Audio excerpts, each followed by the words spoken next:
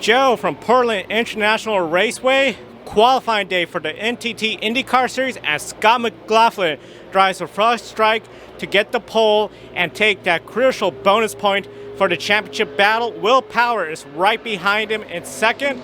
And then Josef Newgarden, he has to start 7th due to a penalty and qualifying second, 6-spot grid penalty, so he is towards the back.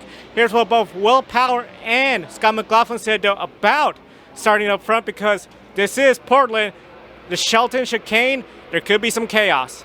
Really happy, Dave. It's obviously I knew coming in that we had pretty strong cars, race cars for Team Penske, and it was just really going to be, if we all do a good job, get to the fast 6, and then hopefully we're battling each other, and that's sort of what happened. I sort of set our session up because we did one lap less on our red tyre in Q1, which really helped.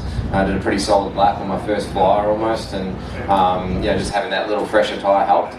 I think my car got a little bit worse as the quali went on. We managed to tune it up for Q3 and managed to do a good enough lap for pole. So yeah, absolutely pumped. It's Freightliner's home race here in Portland, so I went and saw them at Dymo during the week, and that was cool. Everyone's pumped. We've got a lot of people here, so really pumped to put the Freightliner car in the front row at their home race.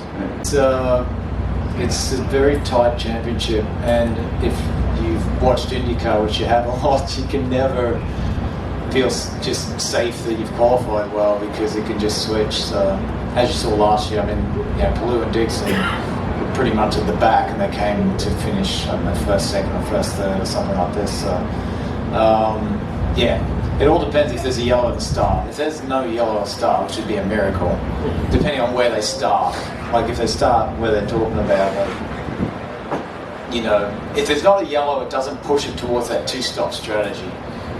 And you don't get guys at the back topping off and making it a difficult race. If it goes green, it becomes a bit more of a straightforward race and a track position race, and it makes it harder for those guys back there. So we're hoping that it stays green. I think it's the best for us. Paddle Award in a tough situation. He really is in a must-win. Failed to capitalize with the bonus points from qualifying. Speaking about bonus points, it came down to the bonus points and survival for USF2000. Michael D. Orlando take the championship. Here's what he had to say after winning this championship in such dramatic fashion. I know a lot of folks want to talk to you. Big thing, you are the champion. You came in with a 25-point deficit. You survived the chaos in the first corner. Can you describe all the emotion, and especially in the race, knowing that Miles was catching up?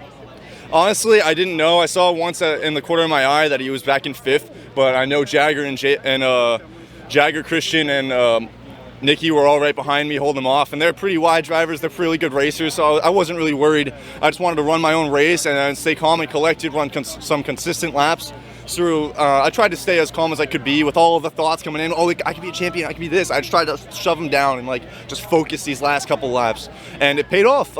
This whole weekend, I was 23 points down, I think, or 25. I don't really remember exactly what it was, but I just knew that something was going to happen. If you have two drivers fighting for it, there's going to be some accidents. So I just wanted to stay in the catbird seat, let it all play out, and follow my way through, and that's exactly what happened. Michael, congratulations on the well-deserved championship, and best of luck to you. Thank you so much. So be sure to subscribe to the Grid Network right here on YouTube. Tomorrow, noon Eastern, Grid Live pre-race for the Grand Prix of Portland. We're going to be on the air previewing this race, and then be sure to check out Joshua Birch Motorsports for the watch-along. We'll be uploading interviews throughout the race, as well as the latest with the point standing. And of course, Monday, Grid Life Wrap-Up, Grid Encore will recap everything from this race weekend. Joe Samaniego from Portland.